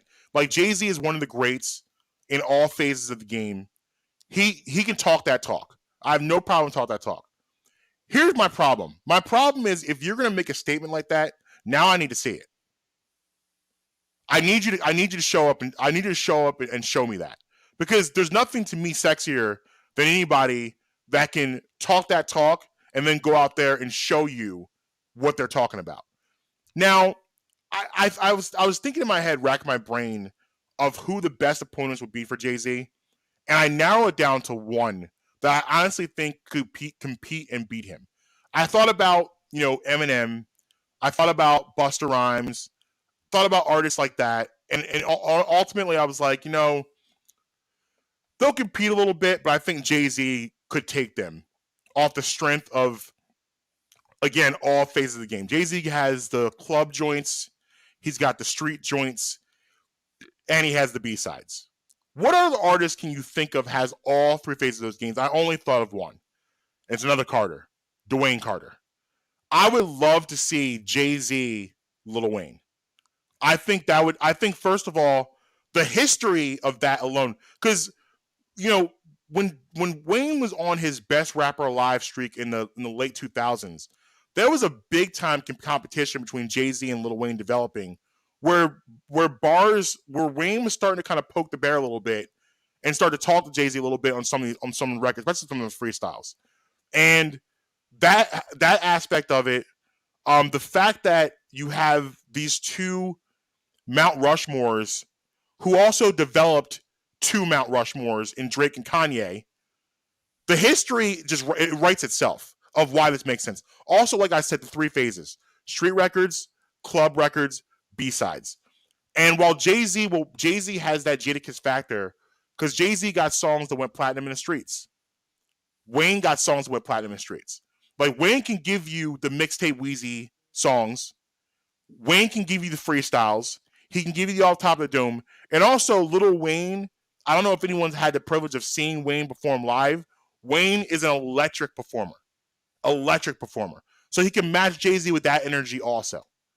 Also, Wayne has something that I think he has the edge on Jay-Z, where I give Wayne the edge on features. I think Wayne has had a way better. Wayne, we talked about this. Yeah, he ranked number one for me. Wayne is the greatest feature artist of all time, in our opinion. And, Jay-Z's on that short list of great features, but he didn't do it enough. Like, Wayne from 2007 to 2009 was literally on everything. Yes. You couldn't turn on the radio without hearing Wayne on something. And all over the place of stuff he was on. And he never missed. He still doesn't miss. He's still in 2021 doing Yeah. I mean, you only live twice. He's still doing amazing features. So Wayne could do, because you get, I think, 2 to 3 minutes per time you have the mic. So Wayne will go 3 minutes and go right off through features. And it's go feature. You'll see stuff like that. I want to see that matchup. I think that matchup makes the most sense. And Wayne would be plus money. Don't get it twisted. Wayne would be plus money. Not a big underdog, but Wayne would be underdog. He'd probably be like a +2 or +3. I might take Wayne outright. I think Wayne could beat Jay-Z in a versus. I mean, that's a great case. Can I give you two other names that I would like to see? That would be the matchup I'd probably most prefer to see. Mm-hmm. But let me give you two other names that I think could potentially compete against him. Okay. One of which would never actually do it, and I don't think either one of them would actually do it, but for different reasons. Number one, Dre. So here's the problem with Dre. As Dre's catalog, obviously we know is great, but here's why you can't do it, because Dre's not technically a rapper. And if you're Jay-Z, you got the ultimate trump card. Yeah, bro. I wrote Still DRE. Yeah, I'll perform that to you because I wrote these lyrics, and Dre can't recover from that if that happens. But that's the end of the battle right there. and who knows what other verses that Jay-Z wrote for Dre. Sean Carter, Ghostwriter. For the right price, I'll make your itch tighter. And who knows what else he wrote for him. So that's number one. Second one, like I said, I don't think Dre's going to do it because he just doesn't have it. Like he doesn't care. Yeah. Second one is Kanye. Versus Jay-Z. Which I thought about, but here's the problem. Kanye respects Jay-Z so much. Yeah, that he would. I don't believe he would go nearly as hard as he would on a Drake or somebody else. Like I think those two could. I think he could stand there and go against him. Like, you're right. No question. But he wouldn't do it. Right. But here's the problem is that Jay-Z could take Kanye to the streets in this one. And he could Jadakiss Kanye. And go and do those quality, like I said, those platinum in the streets B-sides that everyone loves, where Kanye doesn't have a lot of those type of records. That's why I go Wayne, because Wayne has those songs. Wayne, if you want to go to the streets, I would love to see Lil Wayne on a versus. If you want to go to the streets, Wayne will take you to the streets. So that's why I think Wayne is the perfect matchup for Jay-Z. Sky is the limit. Yeah. Yeah. Oh yeah. Like we'll go to he'll go to the droughts. Yeah. He'll go through all the droughts. Sorry for the wait. Like there's some great records people, and Wayne also, like, again, Wayne could just bust out a freestyle and just start spitting. You could get that from him. He could do that. He's done that so many times on stage where he just went off top of the dome. So that's something he's comfortable with. So he might give you one of those right mid verses. The dedication. The dedication. Yeah. I mean, Wayne, and that's why, like, Wayne may actually have the edge on Jay-Z on those Platinum in the Streets records, which not a lot of people can boast and say. How do we make this happen now? You've talked me into it. How do we make this happen? I don't know, but that's the one I want to see. Because for me, I don't know if I've mentioned this on the show, but I know I've said a lot at home, is that this is silly to think about and silly to even say, but I have underrated Lil Wayne so much. I regret that. We've discussed that a little bit. I regret that. Yeah. So I regret that so much, how much I've underrated Lil Wayne and his contribution to hip hop and the landscape of hip hop. And I'm not gonna say I'm late to the party because I'm a fan. I've always been a fan, but I've never put him where I put him now. Yeah. And which honestly would change what honestly was the aha moment for me was the "You Only Live Twice" feature. That was for me where I listened to that and I was like, what have I been doing for the past 20 years? Like, why do I not have this man way higher than I do? Like, this guy is still doing this. And he's still, like, you think about Wayne too. Wayne's still pretty young for hip hop. Wayne's like 36. He's 39. He's 39 now? Yeah. He'll be 40 he came in. He's born when? September. And he'll be 40 in September. But Wayne still could go for another 10, 15. Like, Jay-Z's 52, still put out quality music. Wayne still can go for a little bit. Yeah. Like, he still can. He came in so young. Yeah. Yeah, he was a baby when he came in. So, yeah, I mean, that's the one I want to see. That's my pick for versus. We'll see. Yeah. I don't think Jay-Z's going to do it just because, like, he just seems disinterested with the idea. But it was disappointing to hear him say, "Yeah, nobody could beat me, but I'm not going to do it." I don't think that makes sense. Like, if you feel like if that's how you feel, and you feel like nobody can beat you, then get on that stage and show us. Yeah, I need that to happen. I mean, where would the venue be? I feel like you would have to do it out in California. You can't do it in New York. That's cheating. That's cheating. And you can't do it in Miami. That's cheating for Wayne. Yeah. You can't do it in Atlanta. That's cheating for Wayne. It needs to be. Can't do it in LA. Yeah, it needs to be in LA or. Can't do it in Superdome. Cheating. You do it in Houston, or is that cheating? That's cheating for Wayne. It has to be like LA, somewhere in Los Angeles. It has to be a neutral environment. But I mean, listen, like I said, I love to be here. But you could do it in Philly. That's a neutral environment. Yeah, but you won't do it. They won't do it here, though. Yeah, but right, and then you're bringing out Beanie Siegel. You bring out State Property. You bring out Beanie Siegel and Freeway for What We Do. That has to happen, even though what we do is wrong. That's happening right in the Philly. It's Chicago. It could be in Chicago. Yeah, But then Jay's bring out Ye. That's a moment too, because Jay's gonna bring out Ye, Wayne's gonna bring out Drake, and Nicki. Yes. So like the moment like that would be. You're right. It's LA. Can you imagine the entertainment for 2 hours that would be. I don't know that you could do it. I may make an Instagram account just to watch it. I mean, what you can do too. You can also do YouTube the next day. But you need to say I gotta watch that in real time. You gotta watch that in real time. Yeah, I would have to get I'd have to get the Branham and Emery credentials from you, and I'd have to watch it on that account. You got it. If that happens, we're doing an emergency episode after it. Yeah, we're definitely doing a post game show. That will definitely require a post game wrap. Absolutely. Yeah. That might be a pregame, and a post game. Oh no, it'll definitely be a pre and a post. Yeah, I might actually wear a tuxedo for that. If there's an intermission, we're doing that. Yes, yeah, we'll do the intermission. Fat Joe's recap would be absolutely legendary. Okay. It's the only. Speaking of Fat Joe, did you see his awards? Did you hear about Jopras? Yeah. No, I didn't see the Jopras.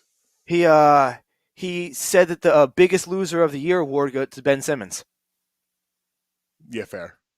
He gave it out. I saw Yeah. Devin tweeted the video out. So if you want to go see it, follow her timeline for the last couple of days, and you'll see the Fat Joe video. Yeah, I'll check it out. What else we got? Oh man, we should have addressed this probably at the top of the show, but number one, both of us are kind of not really awake. Secondly, we had to get. I mean, Eagles in the playoffs. We had to get to that. Had to. But holidays, Christmas, New Year's. Good. Christmas was good, man. Like, it's really cool. Like, and you'll experience this, like, in the next couple of years. Next 5-10 years. I don't know what your timeline is. I have no idea. But having kids on Christmas is like a rebirth of Christmas again. Oh, I can imagine. Like, it's so cool. Like the magic of Christmas. I mean, I actually, you know what? I actually think it's better watching it through my kid's eyes than it was than me getting a kid. Like we got him the big gift was a trampoline. Oh, and apparently we have some things to discuss. We do. In regards to the trampoline. Yes. So we got the trampoline, and that was a big gift. I actually had an assembly team come through at 8 p.m. on Christmas Eve night and assemble it to have it ready for the morning.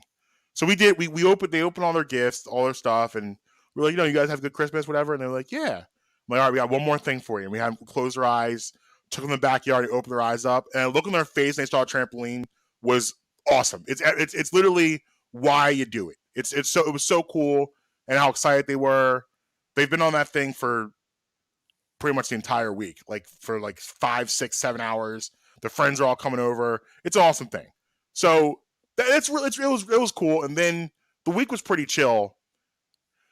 But New Year's, your boy almost got taken out by the stomach virus.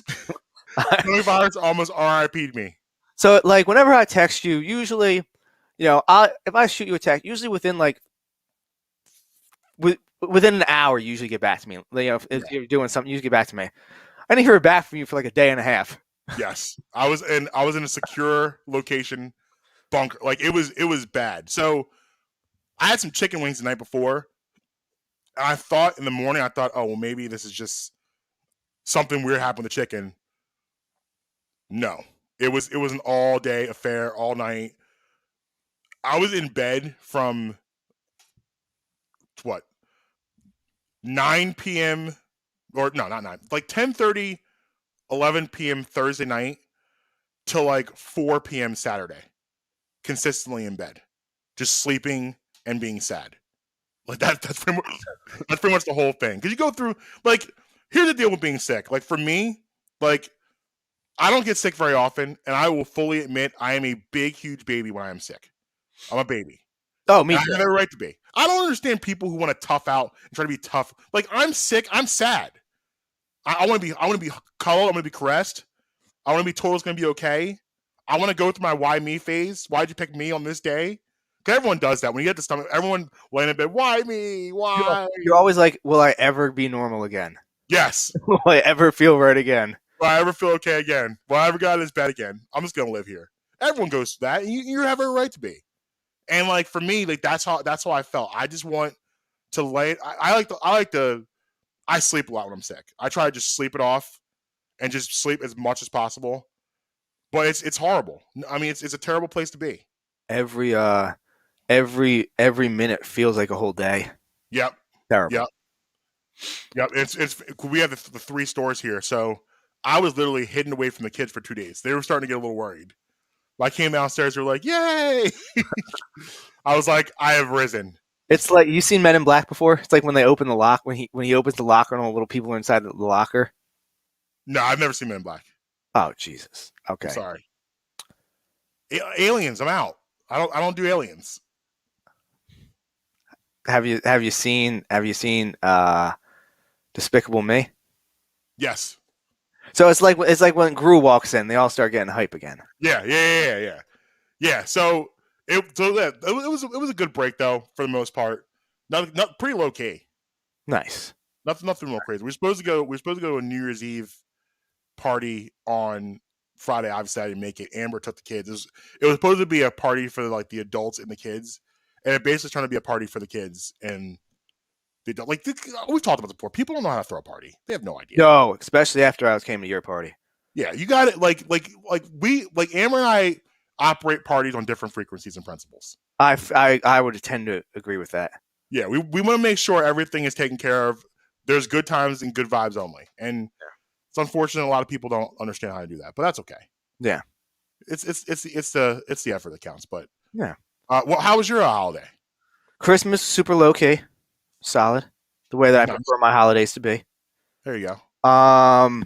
The week between Christmas and New Year's is always the weirdest week of the whole year because you got nothing to do and you're just like, what am I doing? Right. New Year's Eve, though. Oh, we got some New Year's Eve. So let me tell you about the New Year's Eve spread first. Okay. So originally I was going to go down to the Borgata. Mm-hmm. Decided to go down to the Borgata in the morning, Saturday morning, to do Lombardi show, and stayed. And we just did New Year's Eve for 2, but we went all out as if it was going to be a whole party. It was just the 2 of us. Gotcha. Let me tell you about this spread she made. Okay. Now, the only thing I will say that I contributed to this spread was I put the wings in the air fryer. Okay. It's a good contribution. Okay. Look at this spread, Marcus. Important move.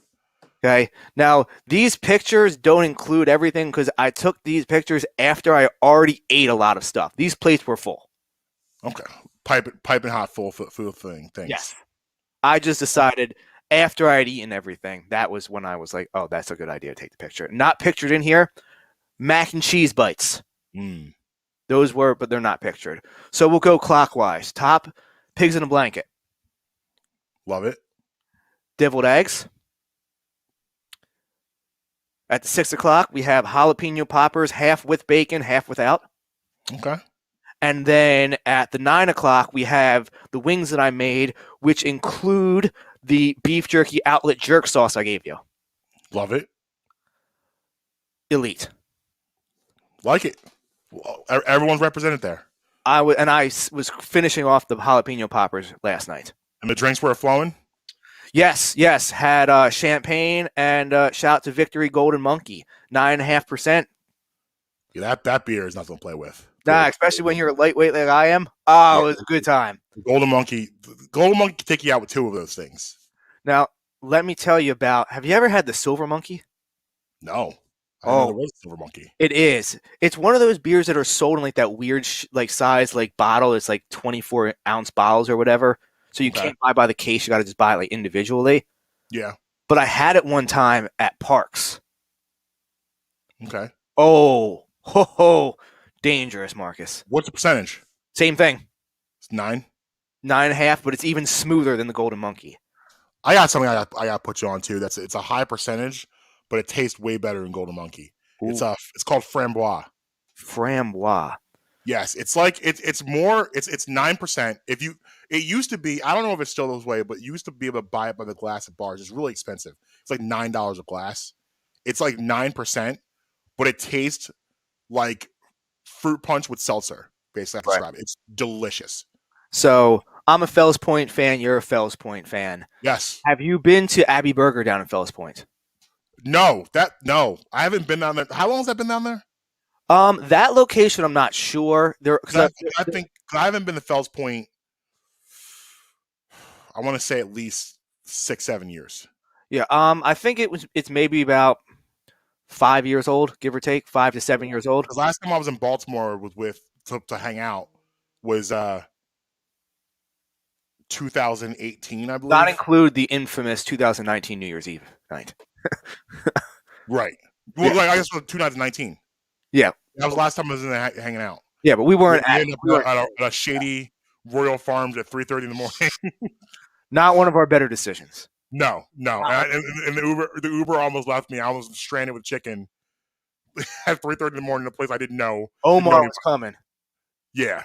Omar was coming. But Omar was definitely coming. But they rotate their beers out at Abbey. Right. And they usually have beers that like I've never even heard of before there. Like they'll do a lot of international beers there as well.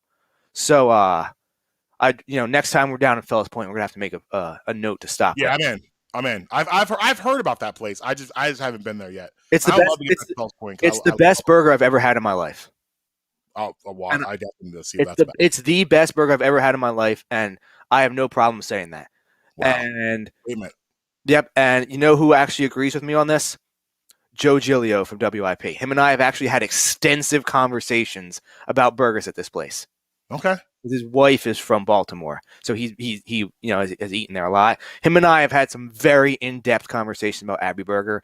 And Marcus, as a burger connoisseur that you are, you need to go there, and you will agree that is the best burger you've ever had in your life. And I don't say that lightly. Lightly.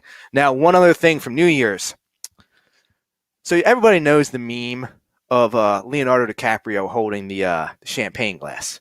Yeah. Yep. Well, I mean, same vibes. You know what I mean? Same vibes. Yeah. Yep.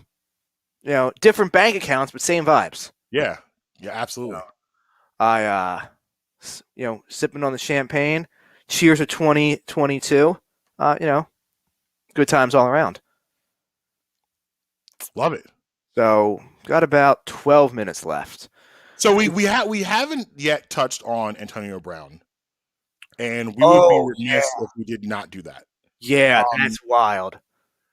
So listen, we gotta get the jokes off right away. This is. I don't want this to be just jokes, but the jokes I gotta get the jokes off. We gotta get them off first. Go ahead. First of all, what had me weak, I've around this about 5 times already, is I don't know who the player was. There's a guy, if you look at Antonio Brown when he first starts his trip down, the dude on the bench, I think he's number 53. I don't know what his number is, but he's sitting there just watching Antonio Brown do this with the best WTF face maybe I've ever seen in my life. Like, he's looking at this like, what in God's name is happening? Well, like, he had that look. He literally was all of us at that moment. Like, what is going on here? The security didn't know at first that it was a player. They thought there was a shirtless guy running around the field. Right. And almost went down and tackled him. Right. Which may have been for an even better story. It is like, and I don't know what it is. We talked about this briefly yesterday. What is it with the Jets that make people want to take off their clothes? Like Marques Peters did this. Yeah, Vontae Davis. So that Antonio Brown could run. Right.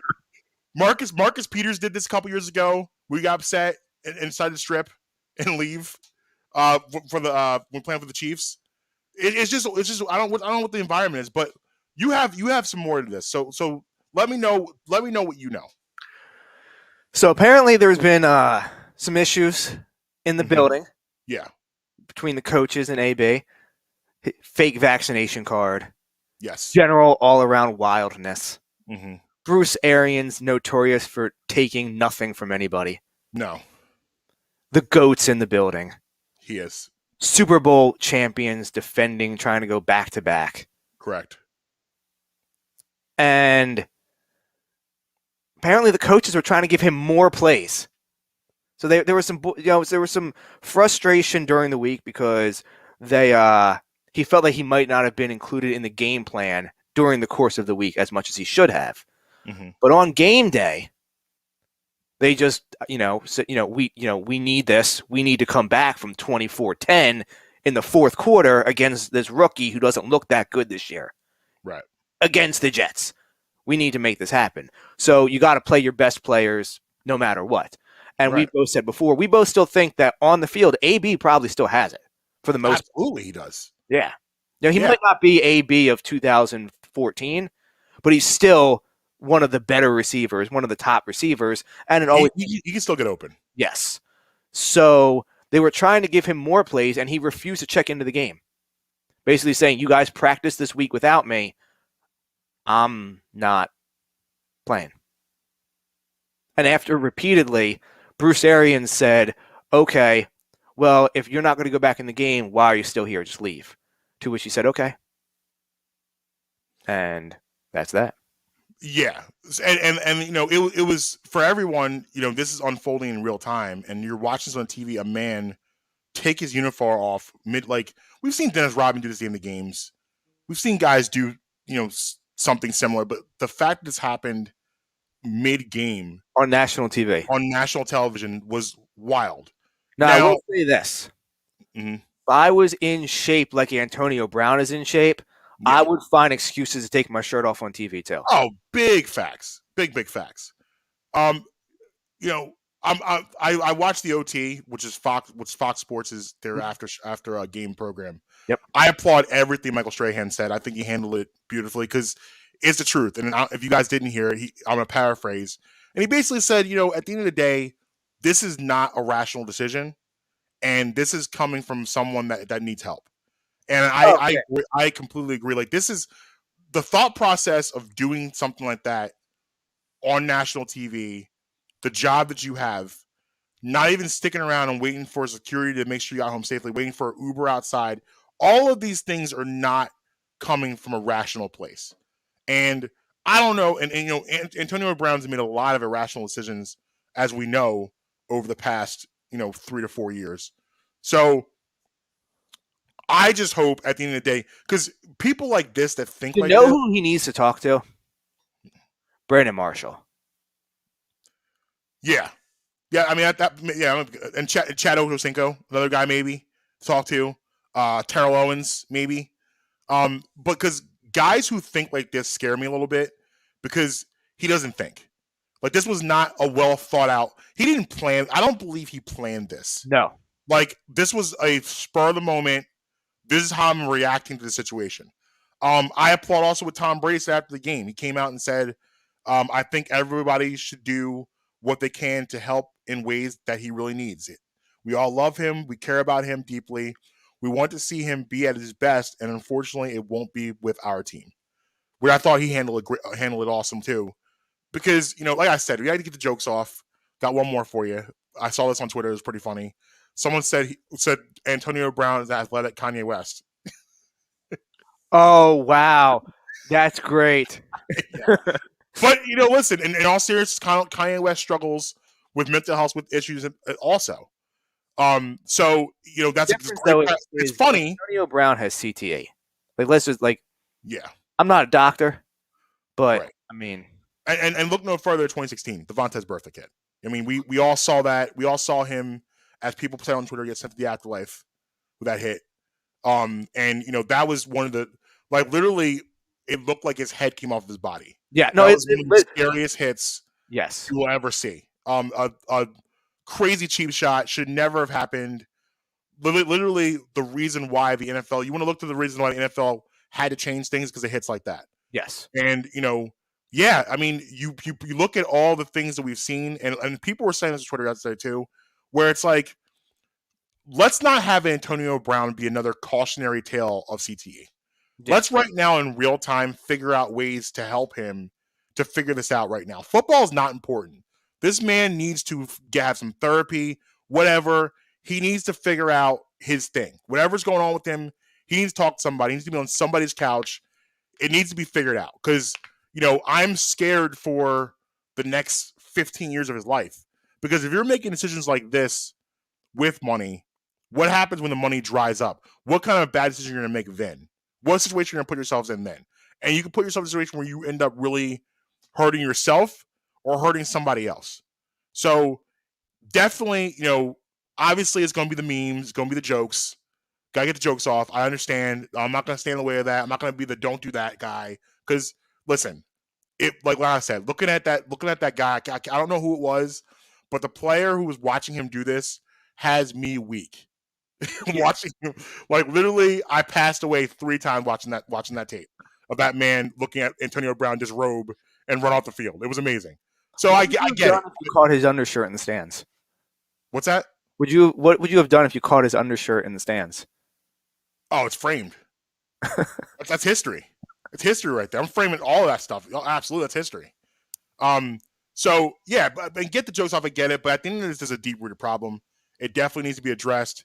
He needs to be addressed, and the NFL can't stand back and do this with the hands up. You need to help.